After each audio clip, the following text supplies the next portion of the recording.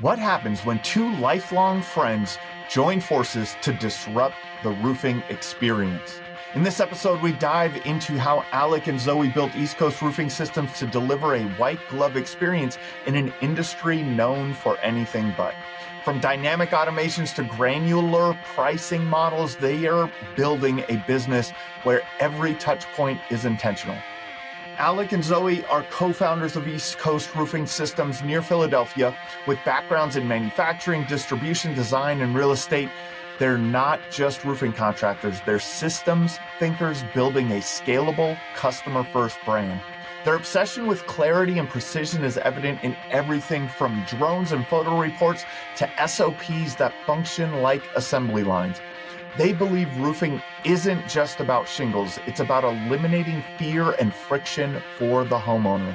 If you want to see what happens when white-collar systems thinking meets blue-collar execution, this episode is a must listen. Let's get into it with Alec and Zoe from East Coast Roofing Systems. Welcome to the Roofing Success Podcast. I'm Jim Aline, and I'm here to bring you insights from top leaders in the roofing industry to help you grow and scale your roofing business.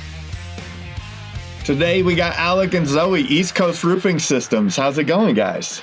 Hey, Jim. How are you? Thanks for having us. Thank you. Yeah. Let's talk a little bit about East Coast Roofing Systems. You guys are where? Right outside of Philadelphia?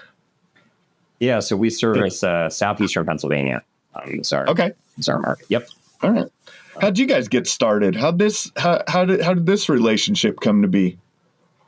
Yeah. So we both have different backgrounds, I guess. So we can just chime in. Right. So we've been friends for a long time. Right. But, it's 20 plus years probably. Unfortunately.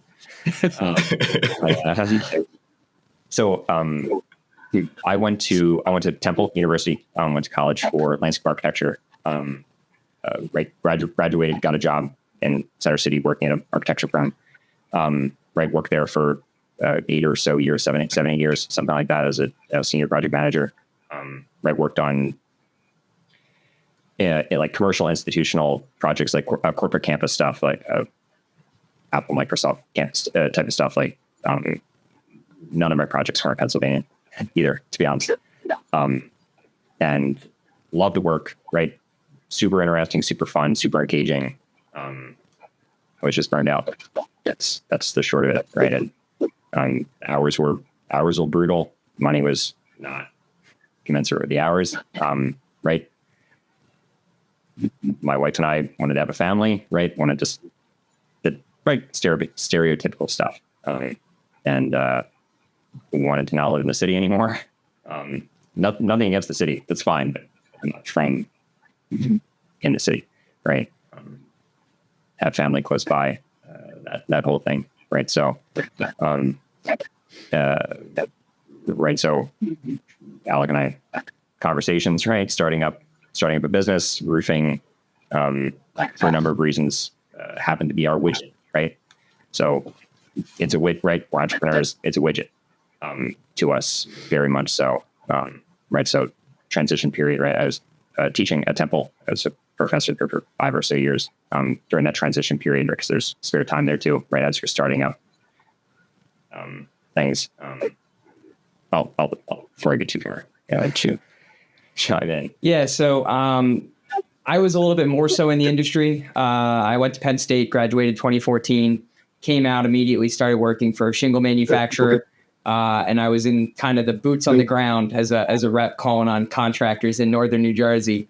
And I'll tell you what, that will toughen your skin up and engage a little bit of a rougher individual. But it's okay, though, because I think it kind of it hones your sales craft, and it makes you able to kind of overcome objections with just about any other person that you would encounter in the day-to-day.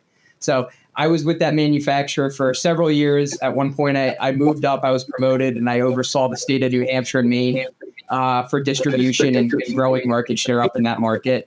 And then I did have the opportunity to come back down to this area. Pennsylvania was also where I grew up. Zoe and I went to high school together. So we go way back. And I had the opportunity to come back down this way and work for a distributor and it was a local distributor out of Reading, and they sold roofing, siding, windows, doors. And so I'd come now from manufacturing to distribution, and I started to engage with customers, other companies that were doing these types of home service projects, and services. And I started to kind of see the inner workings of how some of these companies were doing business, the way their customer interaction was, the way their orders were being done, the way that they were just overall, just the mechanics of a lot of them in this area. And I began to kind of see that, okay, well, there's some opportunity here for us to come in and be a little bit more streamlined, with the usage of some technology and just kind of giving people a white glove experience really with what we're doing here in our brand. So the timing coalesced nicely with the timing Zoe had at that point in his life. And that was why we went on this venture here to start this business. And like Zoe said, for us, roofing, and now we do siding and windows as well. This is more of just a widget for us. We do view ourselves as business owners. It just so happens we do roofing. You can do carpets, you could do painting, you could do HVAC. There's several other avenues, but for us, this was low hanging fruit for me, just given my experience in the industry already, to kind of step into this role. So yeah, and to a higher level too. I think there's the home service industry to a certain extent is like an untapped industry. I think for business owners as a whole, right? So that also pretty recession resistant for certain verticals within it, right? So that was super interesting to both of us, right? And Alec had experience, and it was a good in to that, right? Where like you can pick a ton of other industries, right? Like marketing, fintech, et cetera. They've sort of been pretty consolidated, right? Capital, whatever have you. Where home service is pretty fragmented. It's still a lot of family-run businesses type of thing. Nothing wrong with that. Nothing wrong with that at all. However, from an entrepreneurial point of view, there's a lot of opportunity there because of that. Because once things get consolidated, they also they trend towards. They're always at a finer point, right? They're always towards the cutting edge. Money does that, right? It attracts talent. So that was interesting to us too. Yeah. And those years in distribution and manufacturing, Alec, like that must, I could see how that would be like, oh, I see this business a little bit more clearly than maybe another business that we would try to go into, right? Like there's always that, it's kind of, what is it? The cash flow quadrant by Robert Kiyosaki is you start off as an employee, then move to self-employed, then business owner, and then investor, right? Like as an employee, you're learning the business, you're learning the skills. Like I've actually taken jobs earlier in my life that I was like, I want to work here to see if I want to own this business. Like, like, is this what it looks like from the outside? Right. Like, and a couple of times I found out, boy, that was not what it looked like. I'm glad I didn't just go and start that business. So what have your guys' thoughts? Like you're really talking about, you came into this with the mindset of building a business versus being a roofer. So what were some of those initial plans or initial thoughts that you had where you were going to, the things that you felt like you could improve upon what was happening in the industry already?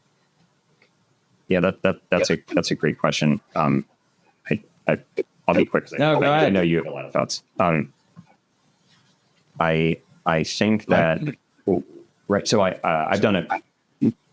I know you have done some real estate investing too. I've done a decent amount of real estate investing too. So I've worked with a lot of contractors, right, through that.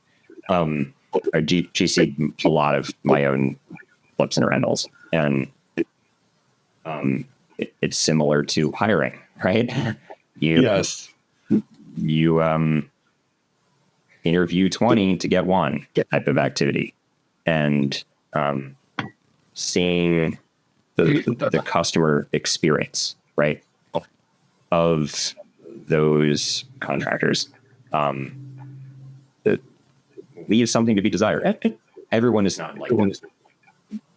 Not saying that at all. And there's a niche for everybody, right? Some people want that, right? Some people like different experiences. That's totally fine. However, we personally, and I think a lot of people do, right? There's a little caricature of your ideal customer, right? And we feel that experience should be like going to the Apple store and buying a Mac, right? That experience should be like that. It should be like going to Penn Medicine or whatever large hospital chain and booking an appointment and getting service there, right? Like it should be that tailored, simple, easy, customer service friendly. Can make some negative comparisons. Some large cell phone providers, internet providers, not terribly customer service. Yeah. That's what I saw mostly. Super high level. The customer service experience was incredibly lacking. Right.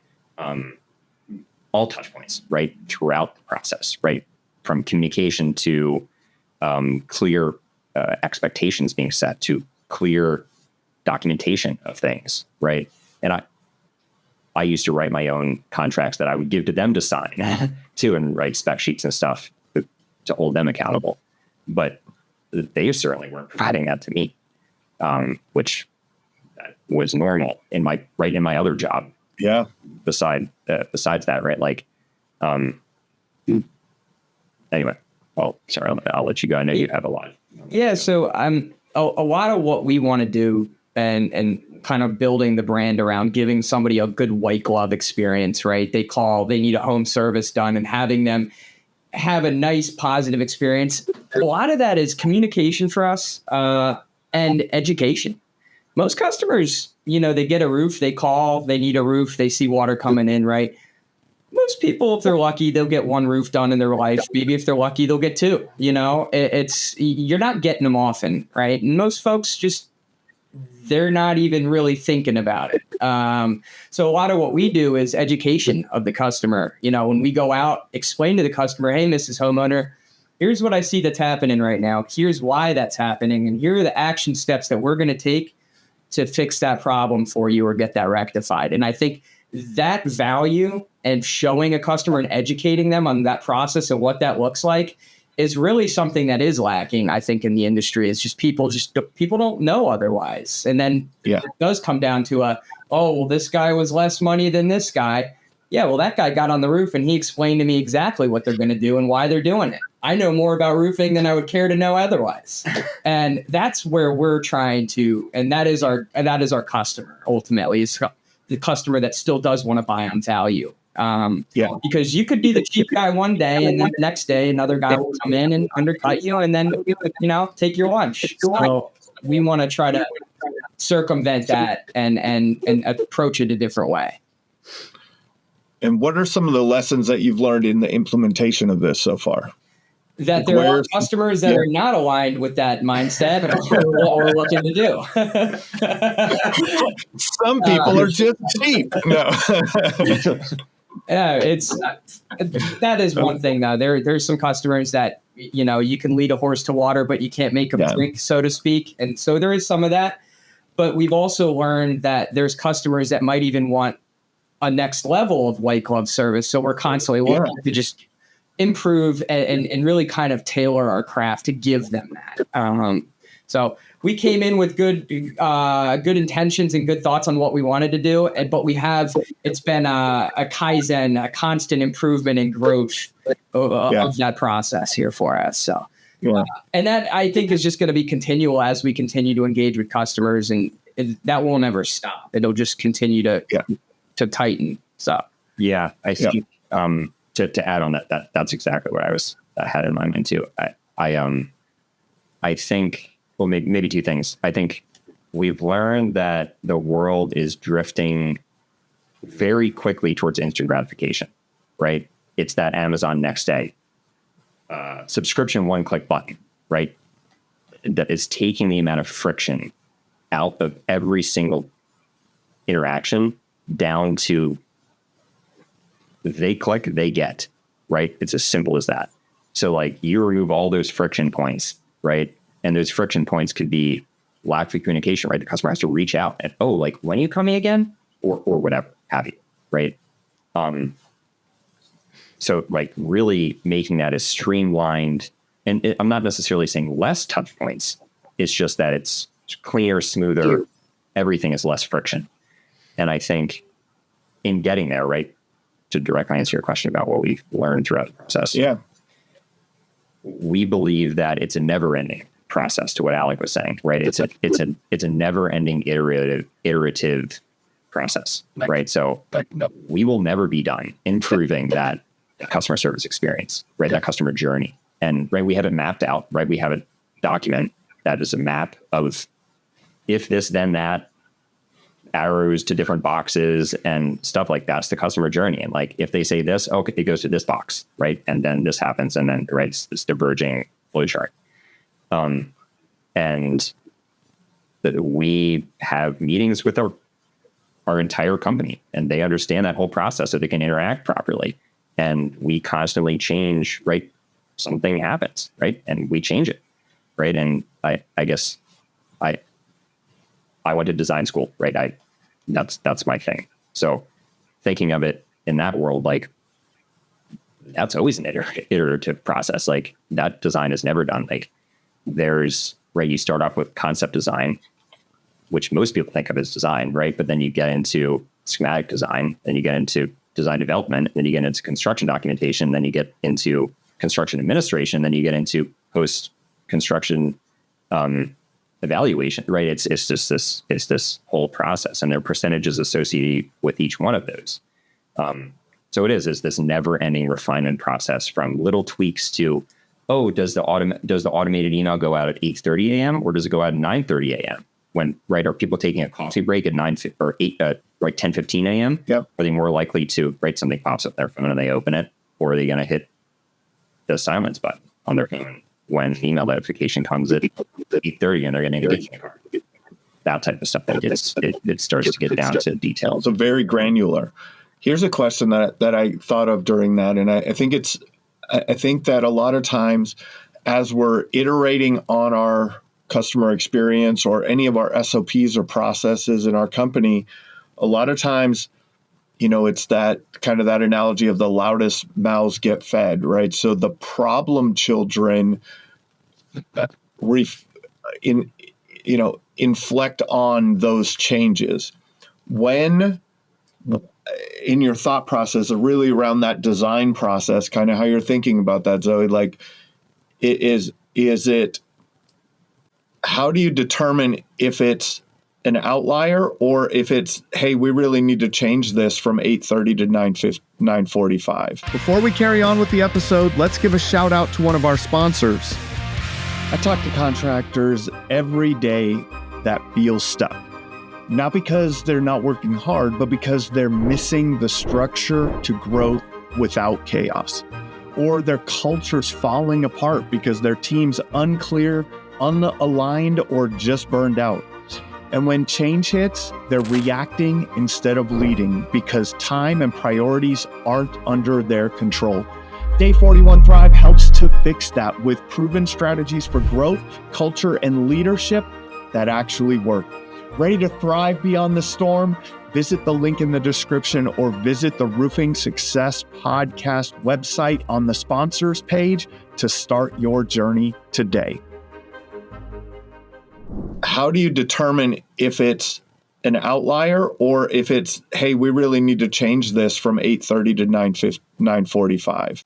Right? Is it an outlier or is it oh, you're smiling. I like you're like, oh, I got a good answer for this conversation yesterday. Yeah, it's like because there's so many things that are coming at us all the time. When do we know if it's something that we need to change or if it's an outlier? Like a one-off scenario. Yeah. Yeah. Yeah, you're asking $1 million question. We talked about this yesterday. So we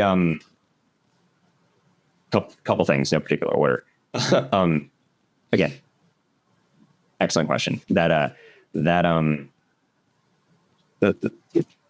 We look at everything through a lens of what actually moves the needle, right? What actually matters. And because there's a triage to everything too, right? Like, and some things don't have impact necessarily, right? Like there can be a lot of noise, but it just doesn't matter, right? Like I always think of in extremes, right? Sort of analogies, right? So there probably is. There is another Albert Einstein out there, right? With an IQ of 180, but they live, right? They live above the Arctic Circle, right? In some one-room building, and the potential's there, but nobody knows. And they might be doing astrophysics calculations and right string theory stuff and whatever have you, but nobody knows, and therefore it doesn't matter because they have no impact. It just doesn't matter, right? Somebody could be carving a perfectly round marble ball. It's incredible. It's absolutely incredible work of art. Just doesn't matter though, right? Doesn't have any real impact. So we look at things through the lens of like what actually moves the needle. We define what the needle is through our KPIs. Like we want things, right?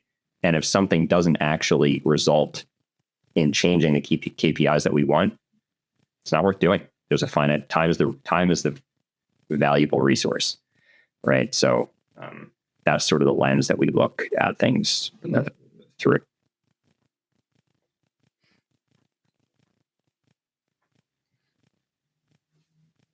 Hey, Jim. You're muted. Oh, I'm muted. Sorry. What I was thinking about in that is you were talking about the KPIs and making sure that it matters. So I guess first we need the KPIs.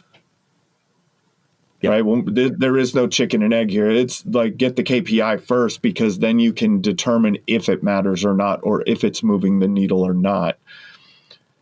How did you go about developing the right KPIs for East Coast? Yeah. We just define what we want, right? We believe that life, very conceptually, we believe that life can just float away if you let it, right? It'll take you, right? And so you have to define what you want, right? Like if you choose what you want out of it, and then you work backwards to get it at the end of the day, right? So like if we want to totally making up numbers, if you want to do $100 million in gross revenue, right? Okay, what margin statistically can you hit? And you work backwards, right? So it's 10 or 15% or whatever, like EBITDA margins, like net margin. Okay, so you start to work backwards from there, and then you work backwards. Okay, so what's your average job value, and you can what's your closing percentage? How many leads? Yeah, what's your lead flow look like? What's your book look like? What's your qualified and unqualified leads volume look like? And then you can work backwards to like, okay, which platforms can you obtain those through, and et cetera, et cetera, et cetera. It's just this huge funnel down to. Yeah, go ahead. Whatever. I was just going to say, what Zoe said, though, we set yearly budgets of, hey, this is what we want to do this year, dollar-wise. How much do we want to do? And then let's back engineer that. How do we arrive at that number? All right, we're going to do 70% of it's going to be retail residential roof replacements. The other 30% is going to be gutters, skylights, repairs, that type of thing. And then kind of work our way, we tic-tac our way back then to say, okay, well, then that would mean that we need 75 leads a week, and we need to be closing at a 35 to 40% close rate. And we need to be, and then that's how so ultimately it's by setting a goal of what we want and then kind of reverse engineering of what do we need to move lever wise to get that. Yeah. That's been that makes the most sense for us. And that's been kind of how the levers that we pull here. So for us, I mean, the biggest thing, the biggest driver for us to grow sales year over year is, or at least what we found the bottleneck is, it's lead flow and sales close percentage. If any company can get the lead flow and sales close percentage dialed in, they've won the game. So that's the 80-20 in your guys' mind. Yes, that's my thought. Yeah. And to be fair, we do retail. We're 100% retail. Yeah. So I totally understand different companies have different structures in terms of retail and store work, right? Yeah. Yep. Restoration. On the retail side, that's what we found. Yes. Yep. Because they're different animals. Insurance is that's Definitely a little bit of a different beast for sure. So, Yep. What were some of the hardest metrics to determine? Like what were some of the ones that you're like, man, we just like these have been challenging to figure out how to measure this. I know you're enjoying the episode, but let's give a shout out to another one of our sponsors. Stop going at it alone, because growing a roofing company today is not what it was like even 3 years ago. Not with the economy, not with private equity, not with AI taking over the world, and let's not forget insurance rewriting the rules. Join the community of roofers who don't really like roofers. We share our winning secrets to help each other dominate in today's fast-changing and unpredictable times. Click the link in the description to apply to join. What were some of the hardest metrics to determine? Like what were some of the ones that you're like, man, we just like these have been challenging to figure out how to measure this? Yeah. Everything. So we two things come to mind. I think maybe three things. We're super analytical in like how we make decisions and like break down data, but the reality is it's hard, right? It is hard, right? So like, I know roofer marketers is omnipresent approach. Yep. So a lot of marketing stuff that's not directly attributable, right? That's hard. That's hard. Yeah, marketing is hard sometimes. it's a hard metric to measure. Yep. Right. It is. Like, I got the impression, but was that going to result in me actually getting a sale? Yep. That's right.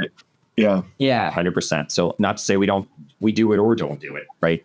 Yep. We do it, I guess. Yeah. However, right, Yeah. sometimes it's hard to like call tracking numbers, get you places, right? That all that type of stuff, right? You can use CallRail and that's great, and you can get to all your data. But some like a Google LSA lead and a PPC lead and Home Advisor or Angie or whatever, like they're pretty directly attributable to like that $5 that you spend or $100 or whatever. Yep. However, that billboard might not be, right? Or that wrapped truck might not be, or that yard sign might not be. Those are yard signs will maybe a little easier sometimes if it's in the neighborhood. However, conceptually, that's a hard one. Another hard one is true cash flow, right? Sometimes, right? Like on a daily basis or a weekly basis type of thing, right? Like there's a lot of money that flows in and out, right? Every business has that, right? But it's not your money, No. right? And Just passing through. Passing through, just stopping by to say hi. Wave goodbye. Yeah. So like on a shorter time scale, right? It's easy to, right, over the course of a year, it's easy to click a button in QuickBooks and be like, oh, I made $5,000 this year or whatever, right? Yeah. But on a shorter time scale, to actually make decisions off of on a weekly is probably a good timeline for what I'm getting at. On a weekly basis, like that's hard. Like that's hard. Like there are a ton of unpaid bills that are, right? There might be bills sitting in like 60 different categories that like there's $10,000 here, there's $1,000 here, there's $100,000 here, there's $5,000 here, there's $500 here, like that are just sitting in some silo, right? But it's not your money, right? It's like a bunch of credit cards type of activity. And again, on a shorter time scale, that's hard to make decisions off of actual cash flow, right? You can get close. I'm not saying you can't get close, but like, you can get close. I guess, I think another one, another one might be understanding what got you a result sometimes in general with the business, right? Like because sometimes you can't, it's not this, right? It's not always a scientific method where you can control 100 variables and change one. Yeah. Again, you can get close. And I think plenty are attributed. But again, it's about knowing your data to make decisions off of it. I guess that's really what I'm talking about. Everything that I said is that, right? Those have all been hard. Yeah. There's a lot of challenging ones. The marketing is for sure. I wasn't thinking about the cash flow, the day-to-day cash flow. That's another one. Really understanding where you're at. As you guys have built this up and really, I think the way that you said it to me, and let's talk about that customer journey and customer experience a little bit. I think the way you put it maybe when we had a call the other week was like, you want to create a sure thing for customers, right? You're eliminating the fear, eliminating the friction. We talked a little bit about how that is done through communication and education, a balance of communication and education.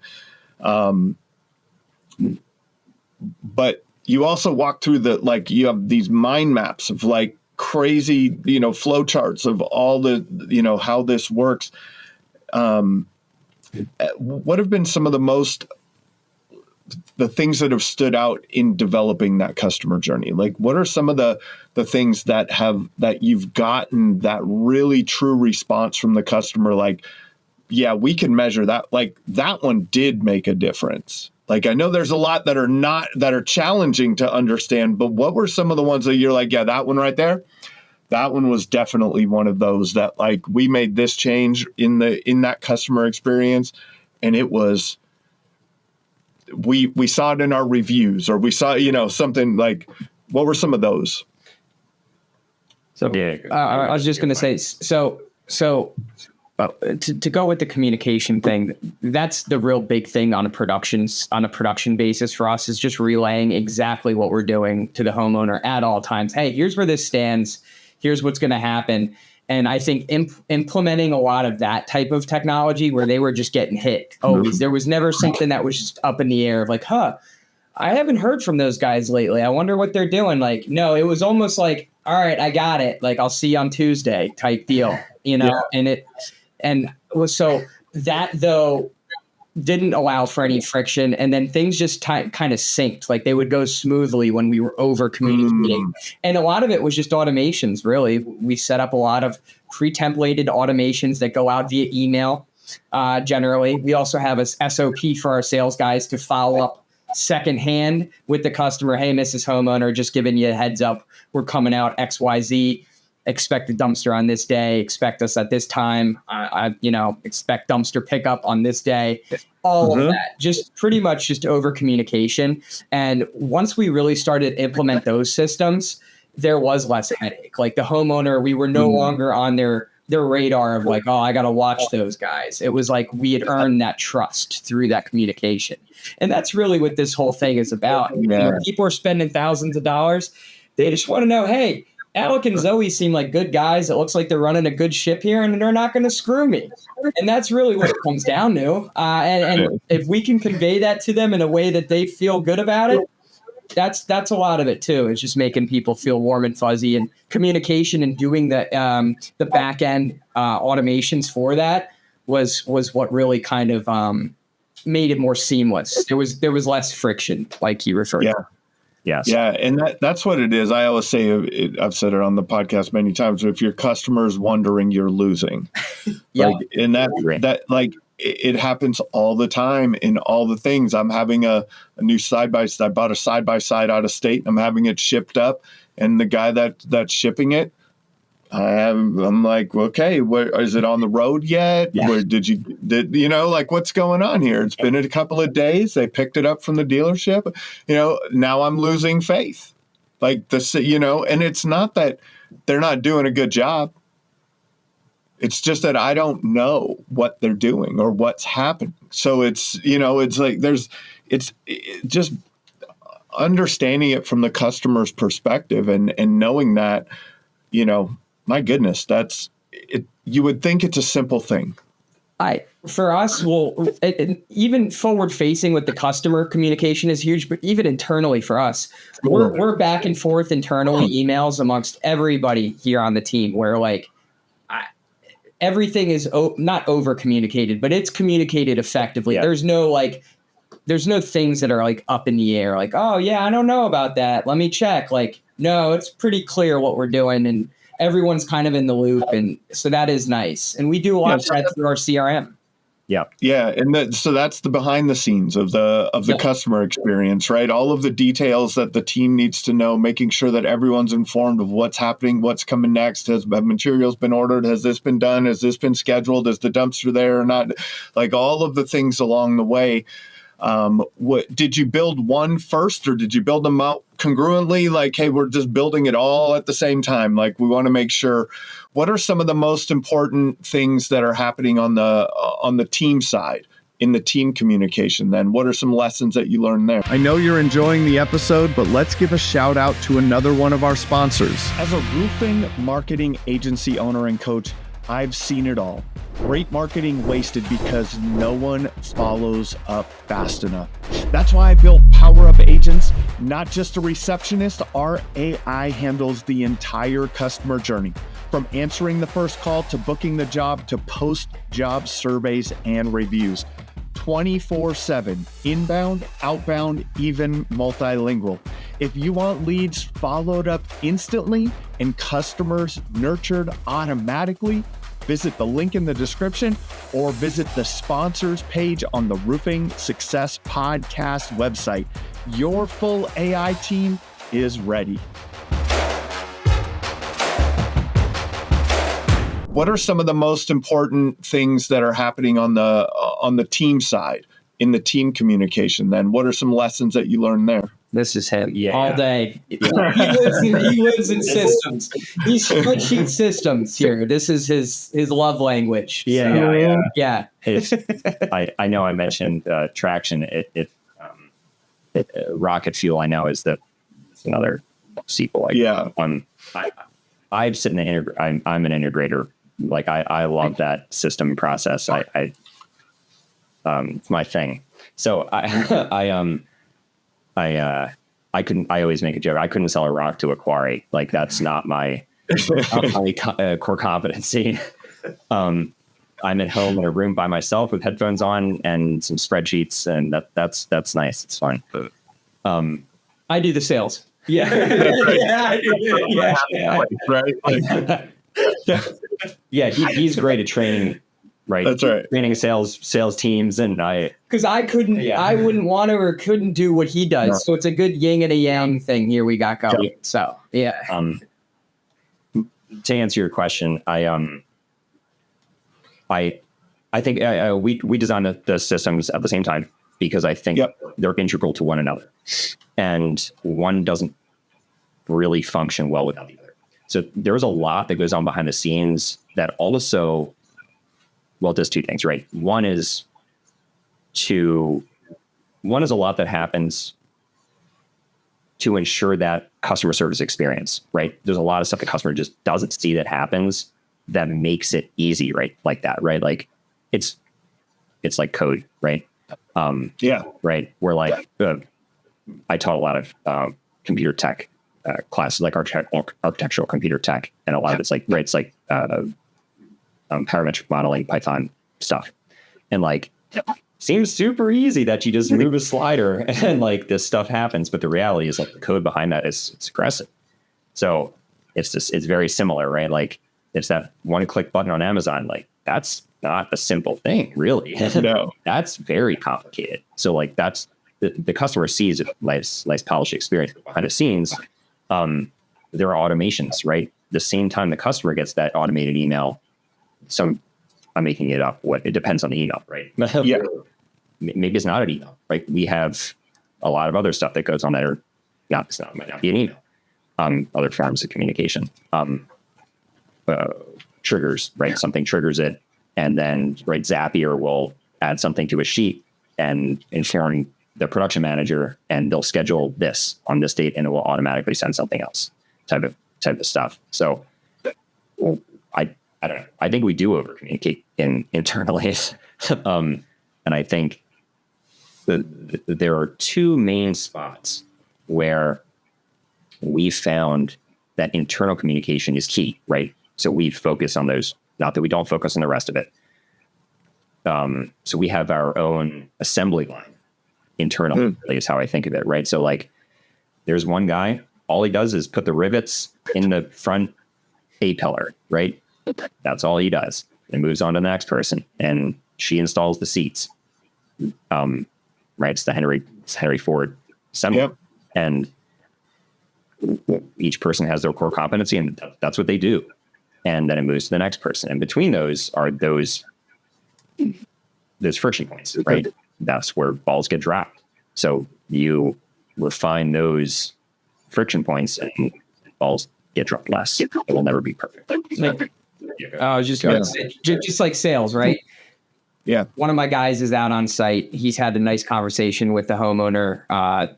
They discussed scope of work, came to an agreement on a price. We proceeded here with the contract. We got all that out to him. But there's a period in which a transition takes place between sales and production. And it's that right there, that little transition period that needs to be dialed in, because that one little transition can then throw a lot of the back end stuff here out of whack. And so that's one thing that we do a lot.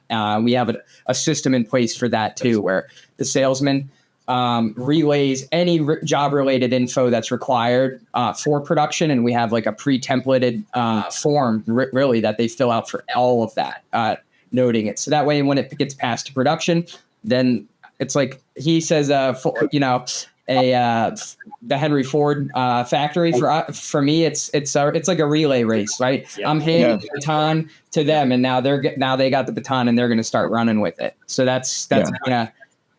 but between sales and production, that little transition piece is critical, I think, for things to run good.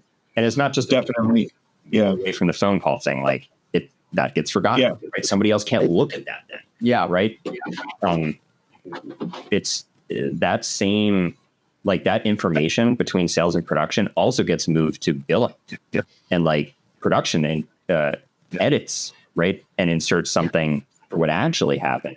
Cross-check billing for, right, dumpster cost and subcontracted labor cost. Yeah.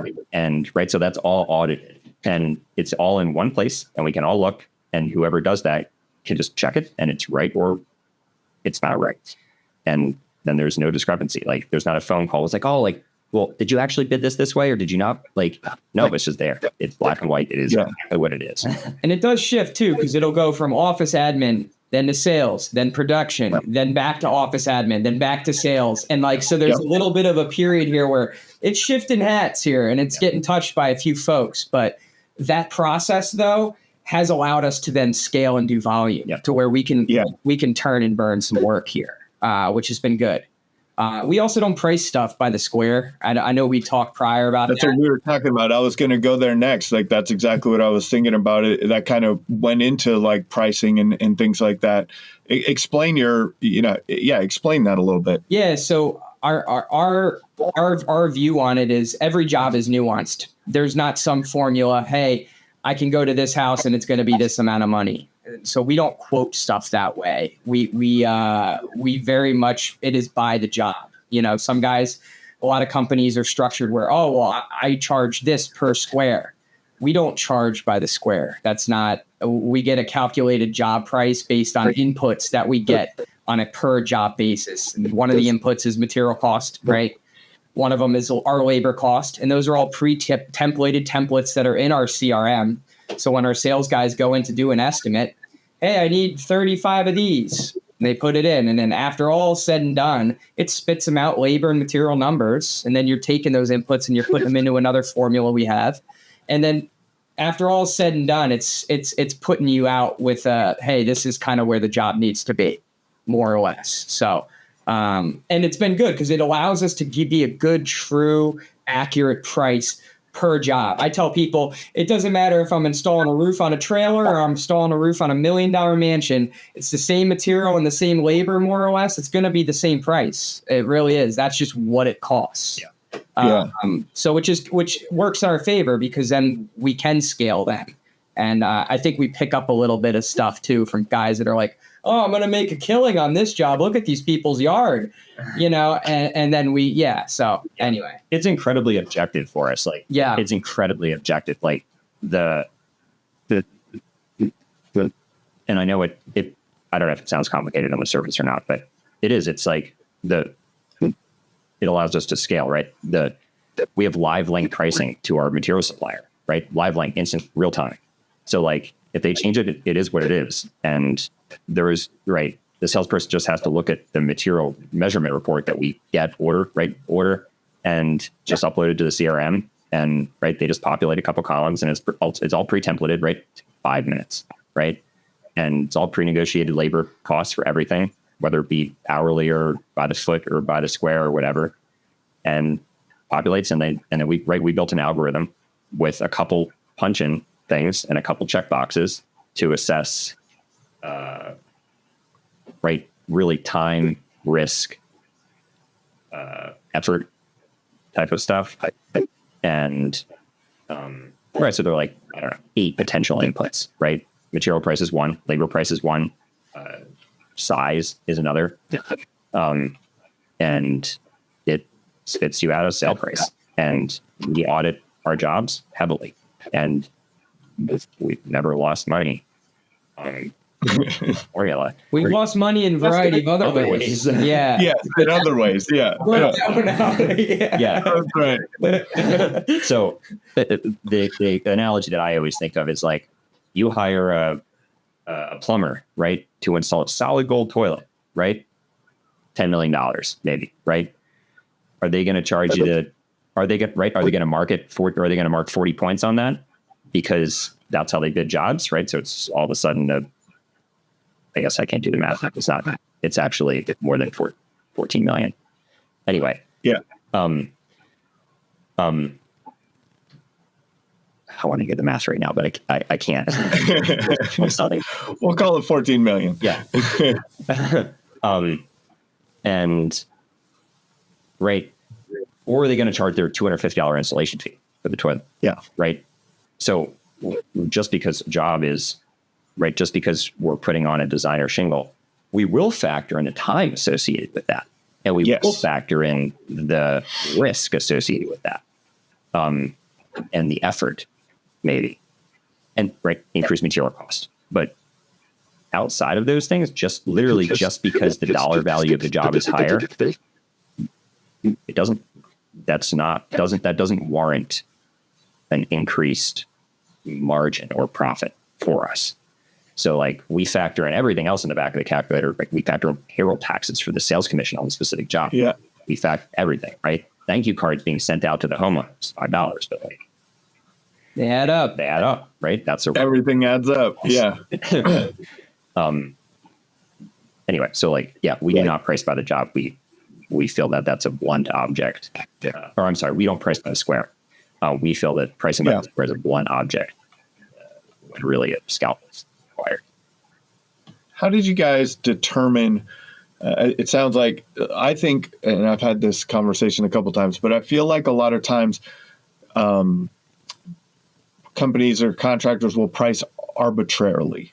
What I mean by that is they'll say, well, Bob down the street's at, $500 a square, and Sally over there is at $550, and, we'll just be at that. Like, that's where we're at too.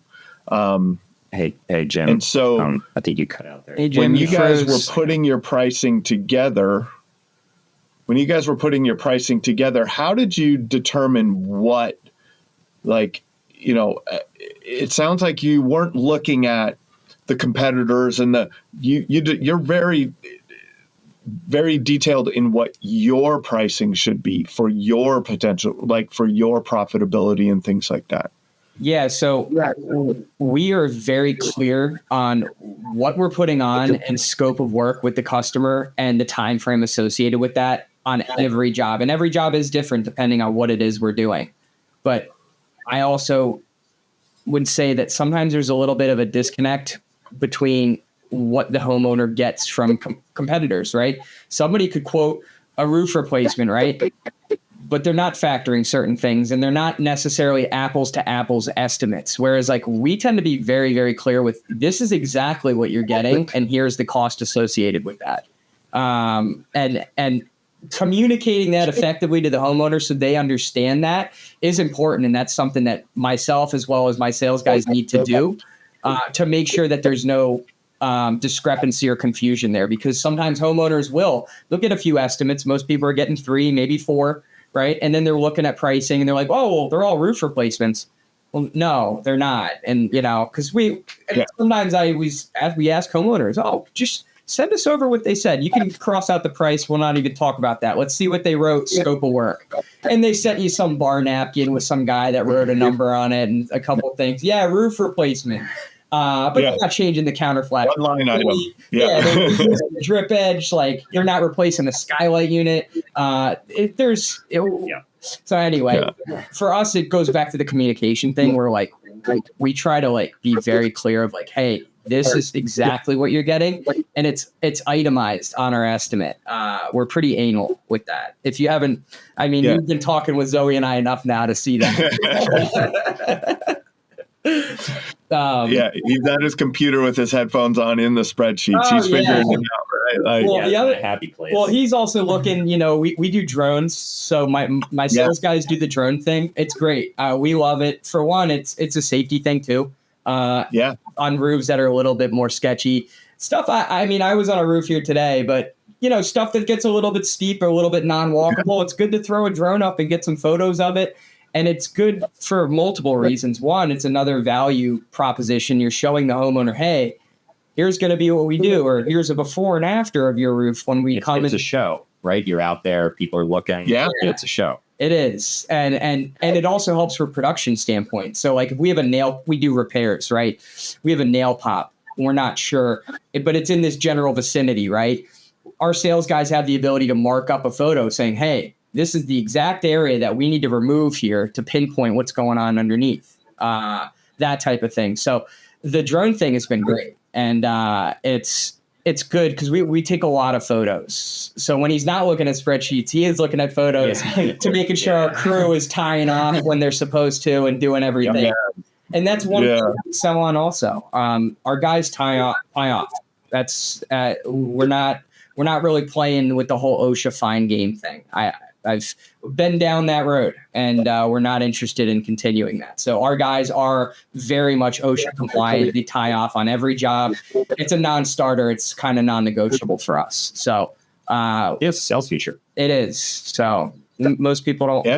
It's a safety thing for us too. So. But a safety thing that you can then talk about in the sales process, right? Yep. In the education process, in the and then the drone and using the drones, it's a great visual representation, photos, very few of these homeowners have been on their roof. Yeah. To really be able to tell the story of what's happening and what you plan to do. It's very impactful. I think you guys also, from what I remember, is you guys have built a pretty good following on social media with a lot of this content. We're getting there. We're certainly getting there. So we on Instagram, I think this past week we went over 9 grand followers.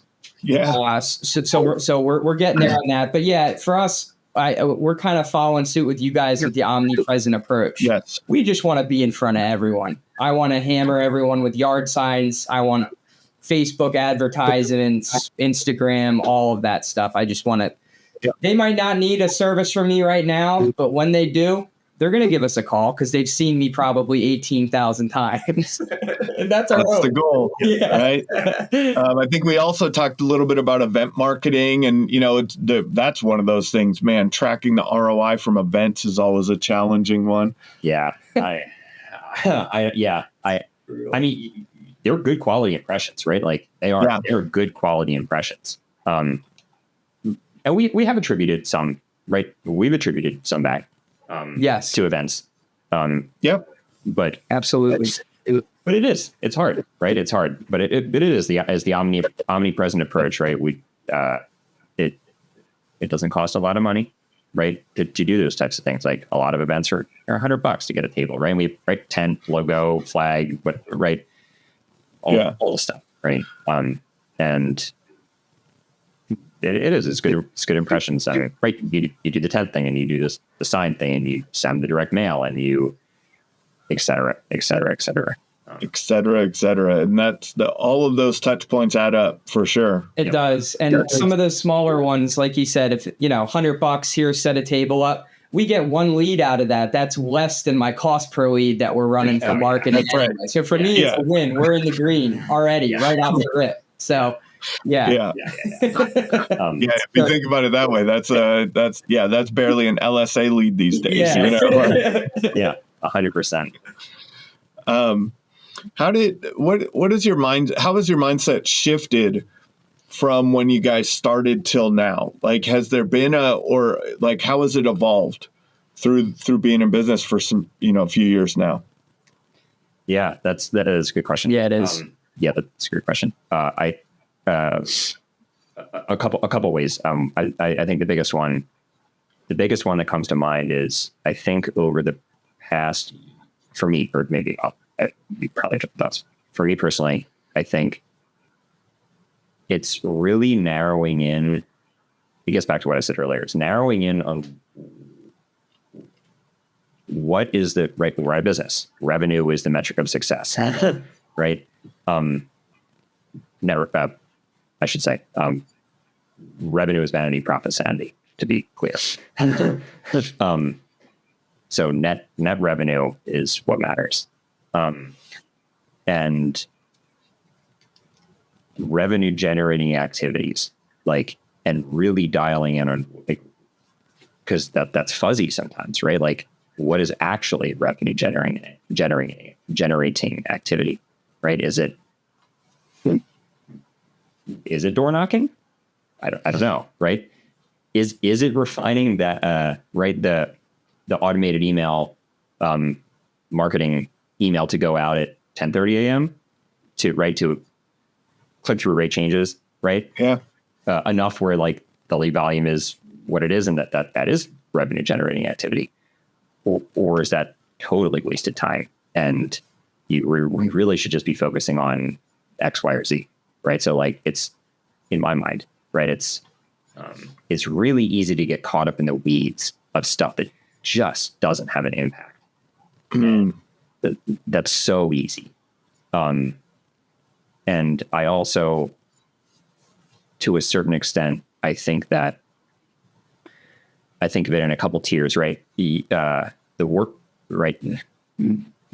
worst tier is to have all the education and no action, right? You can have a PhD in whatever, right? Multiple PhDs. But if you never do anything with it, it doesn't matter, because there's no impact, right? The next step is no education, but just action, right? It's better than no action, right? And the best one is having education and action, right? That's always the best. That's where you thrive. But what I'm getting at is, sometimes, you say it all the time, do something, right? Yeah. When you're starting out, do something, and then you can go from there, but not getting caught up in the analysis paralysis or whatever have you. I guess, to use a real estate term, but right, you don't sit and overanalyze things too much. Sometimes I'm guilty of that. I'm super guilty of that. That's my happy place sometimes, right? So, right, that's sort of where I've tried to evolve into, work on what matters and ignore the rest of the stuff that might be fun, might seem like it's pretty or whatever. It just doesn't matter. It doesn't have an impact. For you, how do you determine what matters and what doesn't matter, though? Yeah, there's if it changes the KPI or not, right? So we try a lot of stuff, and some of it hasn't worked, and doesn't change the KPI, and we sit and think okay, well, if we change these three things about it or whatever, if we actually went through an A/B tested these or many things, would it actually change it enough where it would get the KPI to where we need it to be, right? So, for instance, we worked with the large lead gen service company, maybe I should say, like paper lead, in the past, to leave names out of it. And I tried it. It was undesirable at the time. And we went back and we thought, oh, okay, so maybe we did these things wrong. Maybe we treated these leads as if they were Google business page leads, right? We didn't nurture them correctly in front to make them viable in the back. We thought that was our fault. And not to say that it still isn't. Maybe we're misinterpreting it. I don't know. Yeah. But so we tried it again. Same result, right? So right in our CPLs for like $1,500, and $1,500 CPLs are not viable for our business. Other businesses, they might be, right? Yep. Hey, you understand where I'm going? Yeah. Trial and error. That's been the biggest thing. You just got to throw yourself at it, try a bunch of stuff. We've had stuff that we're like, it was a resounding failure. And then there's been other stuff where we're like, all right, well, we broke even or we made a little bit here. This maybe if we tweak this one or two things, then we can improve that and get it more dialed in. And it really has. It's just been you got to throw yourself at it. I mean, when we started this business, the phones don't just start ringing, right? Zoe and I went out, we were knocking doors. And I'll tell you what, door knocking is, I give credit, even the people that come and they sell pest spray for around the perimeter of your property. Yep. I'm friendly with all those people because I'm like, hey man, I get it. It's brutal out there. And then I ask him if he's got a solicitation permit. No, but you do. You gotta throw yourself at it a little bit. You gotta try a bunch of stuff and see what sticks, really. And some of it is going to be kind of a bust, but some of it is. There's some gold nuggets in there, that you will find as you go in. And I would say that happens even more so with time. We're still trying out stuff and saying, hey, let's talk to these guys. Let's explore this more. What about that? And I guess my thought is I'm not going to hit a home run every time, but I'm going to take a lot of swings. Yeah. That's right. So. Yeah. The more swings you take, the more opportunity you have, right? 100%. Man, I appreciate you guys' time today. This has been another episode of the Roofing Success Podcast. Thank you for tuning into the Roofing Success Podcast. For more valuable content, visit roofingsuccesspodcast.com. While there, check out our sponsors for exclusive offers, shop for merchandise, and sign up for our newsletter for industry updates and tips. Also, join the Roofing Success Facebook group to connect with other professionals and stay updated on the latest trends. If you enjoyed this episode, please subscribe, like, share, and leave a comment. Your support helps us continue to bring you top industry insights. The website link is in the description. Thanks for listening.